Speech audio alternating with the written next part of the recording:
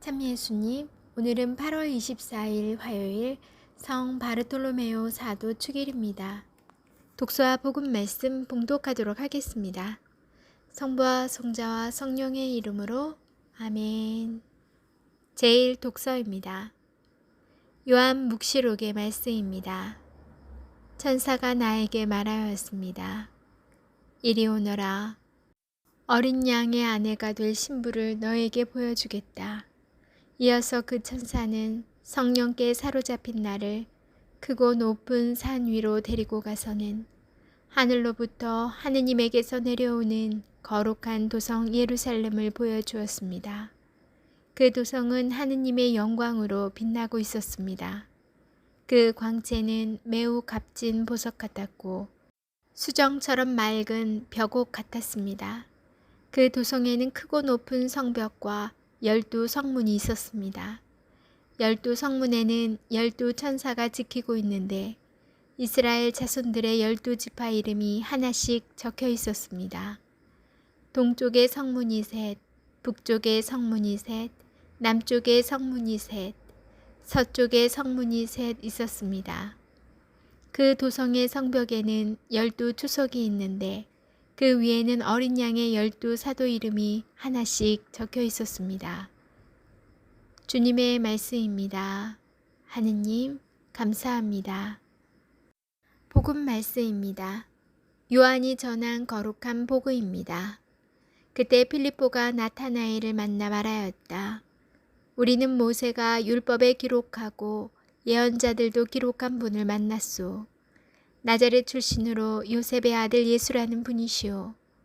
나타나엘은 필립보에게 나자렛에서 무슨 좋은 것이 나올 수 있겠소 하였다. 그러자 필립보가 나타나엘에게 와서 보시오 하고 말하였다. 예수님께서는 나타나엘이 당신 쪽으로 오는 것을 보시고 그에 대하여 말씀하셨다. 보라, 저 사람이야말로 참으로 이스라엘 사람이다. 저 사람은 거짓이 없다. 나타나엘이 예수님께 저를 어떻게 하십니까? 하고 물으니 예수님께서 그에게 필립보가 너를 부르기 전에 내가 무화과 나무 아래에 있는 것을 내가 보았다 하고 대답하셨다. 그러자 나타나엘이 예수님께 말하였다. 스승님, 스승님은 하느님의 아드님이십니다. 이스라엘의 임금님이십니다. 예수님께서 나타나엘에게 이르셨다. 내가 무화과 나무 아래 있는 것을 보았다고 해서 나를 믿느냐? 앞으로 그보다 더 큰 일을 보게 될 것이다. 이어서 그에게 또 말씀하셨다. 내가 진실로 진실로 너희에게 말한다. 너희는 하늘이 열리고 하느님의 천사들이 사람의 아들 위에서 오르내리는 것을 보게 될 것이다. 주님의 말씀입니다. 그리스도님 찬미합니다. 잠시 묵상하겠습니다. 오늘 특별히 묵상하고 싶은 것은 바르톨로메오가 예수님을 만나는 과정입니다. 세례자 요한의 두 제자가 예수님을 따라 나섭니다. 그들은 예수님과 함께 머뭅니다.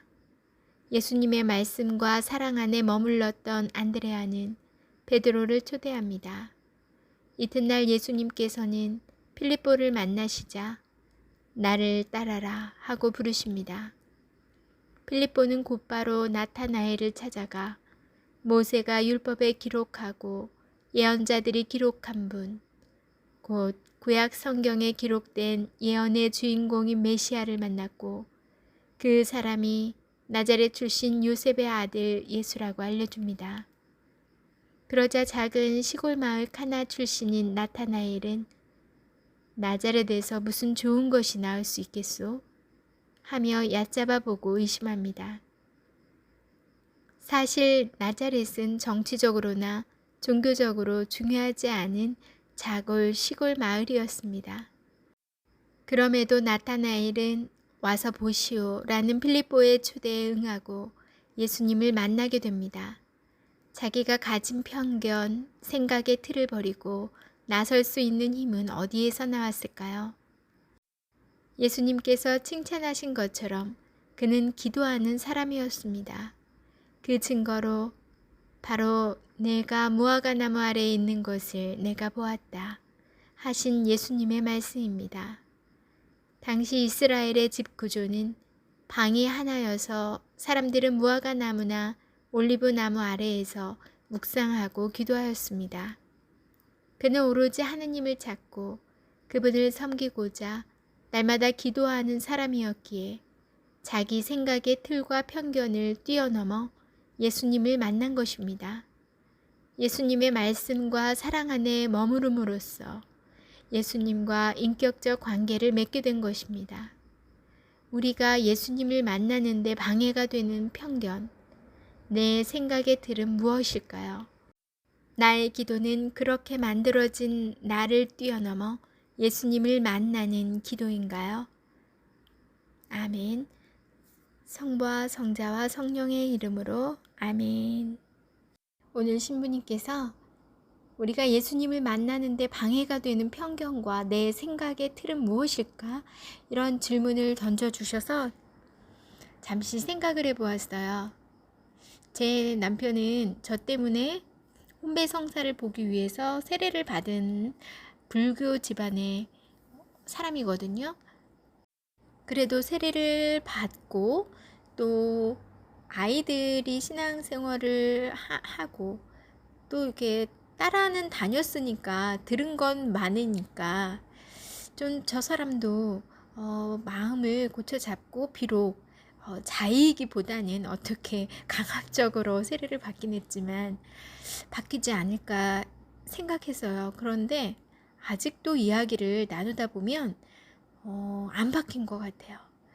그래서 이렇게 오랜 시간 그리고 내가 기도를 했는데도 불구하고 바뀌지 않는 저 사람을 볼 때는 저 사람은 앞으로도 안 바뀔 거야. 이런 편견이 생겨버린 것 같아요.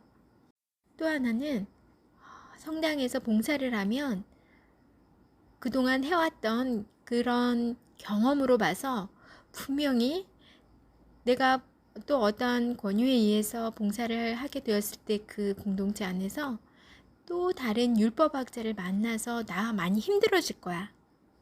조용히 신앙생활 하는 게 낫지 않을까? 뭐 이런 나의 생각의 이렇게 틀에 나를 자꾸 가두는 것 같아요. 편한 쪽으로. 그래서 지금부터 하는 나의 이런 기도들이 이런 나를 뛰어넘어서 예수님을 만날 수 있을까? 그런 생각도 좀 해보았어요. 여러분의 편견과 또 이렇게 나만이 이렇게 만들어 놓은 나의 이런 좁은 틀, 내 생각의 틀은 무엇일까요? 여러분과 저의 편견과 자기가 만들어 놓은 이 틀이 기도로서 뛰어넘어 정말 제대로 예수님을 만났으면 하는 바람입니다. 비가 오락가락하면서 풀벌레가 우는 초가을밤이네요. 모든 분들 은총 가득한 저녁 시간 되시기 바랍니다. 전 내일 다시 만날게요.